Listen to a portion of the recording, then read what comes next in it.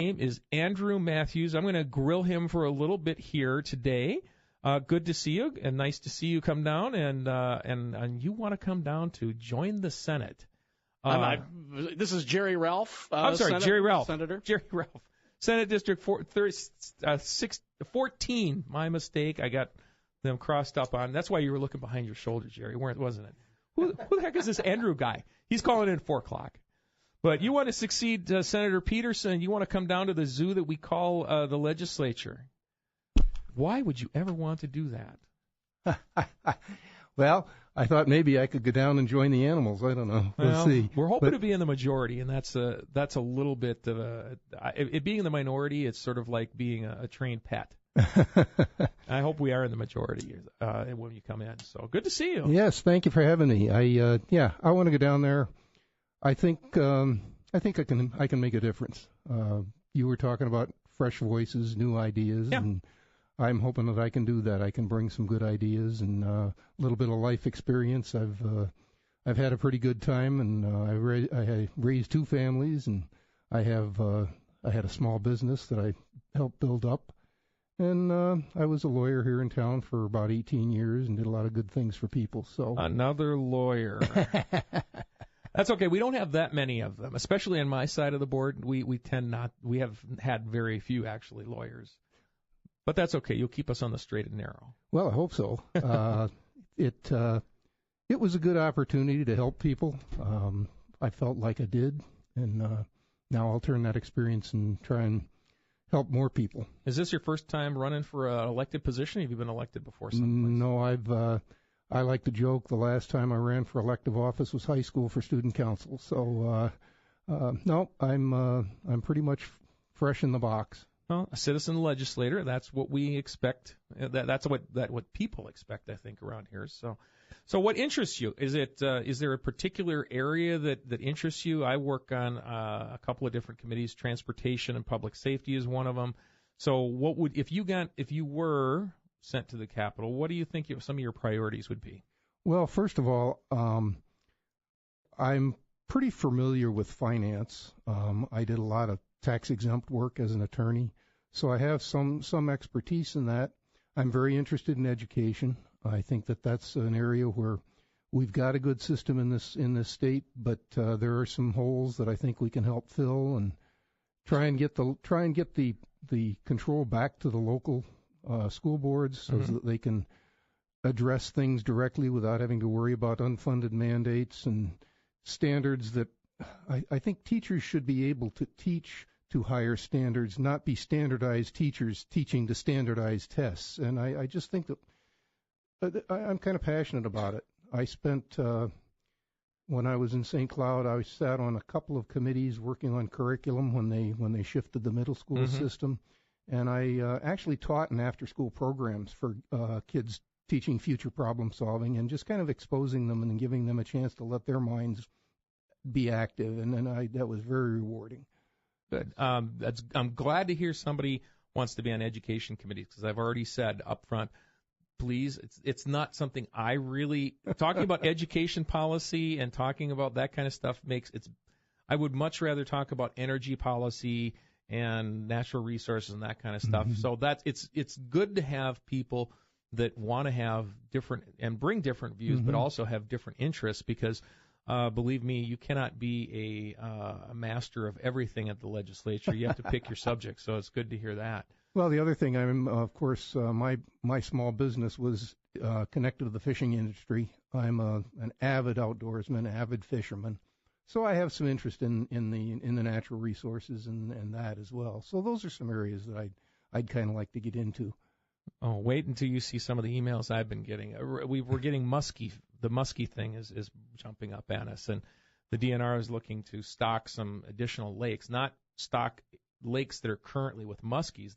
The DNR is starting to say they're going to pick out like Gull Lake up in the Brainerd area to start actually putting new stock of muskies in. And we're getting emails from people all over the place. Wisconsin, people are saying, "Oh, I think it's a good idea," and then you've got the people around Minnesota saying, "Well, I don't think so."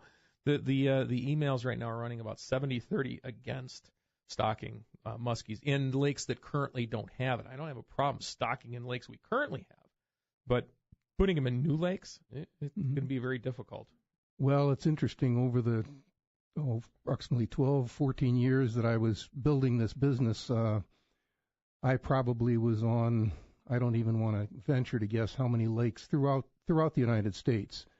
And I think that we have to be careful, especially with muskies. Muskies are the ultimate catch and release fish, so they do very well. And I'm in favor of promoting the species, but I think we have to go slowly. Yep. This is Senator Dave Osmek. I'm filling in for Ox on KNSI 1450 AM 103.3 FM. I'm with Jerry Relph, endorsed Republican candidate, and we will be right back. AM 1450 FM 103.3 KNSI. This is not Ox. This is State Senator Dave Osmek, St. Cloud State University graduate. By the way, how's the hockey team going, Barry? Oh, wait. That might not be a good thing to talk about. Yes. Huh? Senator Thompson and I was like, no, don't do it. Senator Thompson and I have a good relationship, and I bought him a big rock after I went to a game and I shot my mouth off, and the big rock was a big picture of the Minnesota Fighting Sioux, because I'm going to keep using that nickname. I don't care what they say in North Dakota they are. They're still the Fighting Sioux. All right. And so I had to pay off and give him a rock. Well, he gave me some he had a few text messages for me. I think it was yesterday or the day before. He was taunting me. Mm-hmm. So. But unfortunately, our current guest, Jerry Relph, endorsed Republican from Senate District 14, will not serve with Senator Thompson. He is retiring this year. There's quite a few senators that are retiring, more on the Democrat side than the Republican side. But we were talking over the break. We've got a few more minutes to spend before we have another guest come in.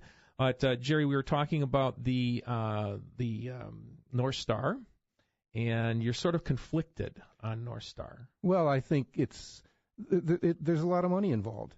And I think that we have to be very, very intelligent about the way we spend our transportation dollars. On the other hand, a couple of things in favor of it. It's the last leg. It's kind of a natural to see it come to St. Cloud. I think there's a lot of people would like to see it. It's public transport, and in public transport there may be an element of the public that has to support it, the public dollars. It's a question of does the cost justify the benefit to the community, and that's and I want to look very closely at that. I am inclined to say we should finish the job that we started in 2004, and that's kind of the way I'm leaning. But I'm still willing to look at the numbers and take a long, hard look at them. There's a lot of projects out there that involve public transit. You've got several of these bus lines that they're talking about adding and building, the extensions of the Blue Line, the extensions of the Green. They're talking about putting in this another rail line that is, what was it, over $1 billion to get it in? Oh, no, we don't do billions anymore. We do $2 billion. That's the Southwest rail line that actually has connectivity into my area. And again, we have to look at the cost benefit versus the actual cost to the public, and I guess that's the way I look at things. Well, and also it's not just the build-out cost, and that's when we start to look at these projects. It's just not the build-out cost, because that's the easy money, as I call it. The easy money is just building it. The problem is maintaining it and the operating expenditures that you have to do it on a per ride basis. And I've been watching this for a long time, is that the users will pay $6, $7, $8 round trip. The problem is that the operating subsidy to keep the thing running runs one way $20 or more in some cases. So it makes you very concerned about not just the build out, but then the operating costs that go with it. Mm-hmm. We were also talking about education and before the break, and well, I'm glad there's some people interested in more education policy than I am. But we were talking about Rockford High School, and that they opened something called a metal shop, and both of us were just laughing because when we were in school, wood shops and metal shops that was required coursework. Absolutely, and in fact, both my daughters were involved in shop when they were growing up. So. I believe that not everybody needs a 4-year degree. Not everybody is suited to a 4-year degree. And there's a lot of jobs and vocations out there. And in fact, right now in the St. Cloud area, we have jobs going wanting because of lack of skill sets. And I think that supporting a path that gets someone to, we need electricians, we need welders. And I think that when I was here working with the district about 15 years ago, one of the things that was in place that I would like to see explored, and that was a business community school partnership where the business community actually let students in the high schools and even in the junior high spend time at the business to see if this is something they'd like to do. Let somebody work on the floor and in retail at the lumber company, or let somebody follow an electrician around for a couple of days. And if they're interested, then have programs that allow these students a path to receive that kind of education that doesn't cost them $150,000 by the time they're out of 4 years. You're just a heretic. You're just a heretic. But you're just perfect. We need another person to occupy the powdered wigs that we wear in the Senate and the state Senate. So thank you for coming down, Jerry. I appreciate it. I wish you the best. Definitely give me a call if I can come and help you do anything. One of the things that the Republican senators are doing is we're just not staying home. We're out there working with candidates to make sure that we win the majority, and we want to keep your seat safely in GOP hands. So thanks for coming down today. Okay, well, thanks for having me, and I'm looking at it as job one is hanging on to that seat. So you bet. Appreciate it.